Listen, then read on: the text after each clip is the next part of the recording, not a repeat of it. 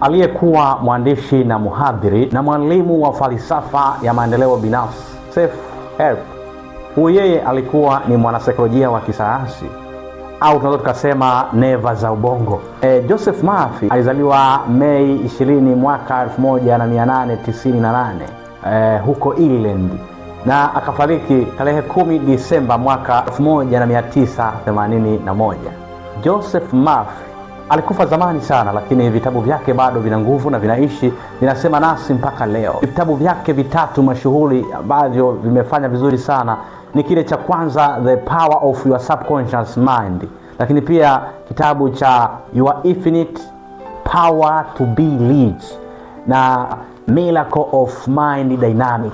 Moja ya vitabu ninavyovikubali kutoka kwa mwandishi Joseph Murphy. Moja ya kauli katika moja ya kitabu chake anasema kuna mgodi wa dhahabu ulioko ndani yako, na huo mgodi, chochote unachotaka kwenye hii dunia sayari unaweza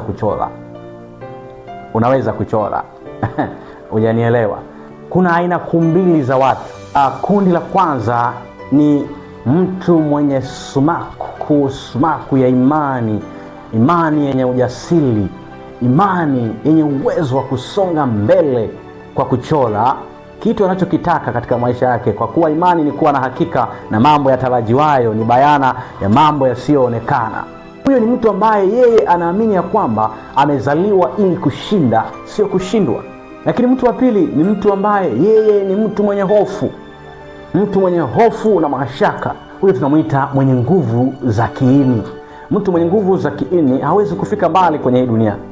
Watu wa namna hii wanapoziona fursa huwa ni watu wa kulalamika. Huwa wanasema sidhani kama ninaweza, sidhani kama nitafika mbali, ninaweza nikapoteza, watu watanicheka, nitapoteza pesa zangu. Mtu wa namna hii hawezi kufika mbali kamwe, kwa kuwa ikiwa anaogopa kusonga mbele atakaa tu hapo alipo, kwa sababu kusonga mbele ni sheria ya asili ya kufanya wewe usogee kwenye viwango vya kimbingu. Kuwa mtu mwenye sumaku na uchole kile unachokitaka na ugundue siri hii kuu. Ninaamini kuna mtu amenielewa.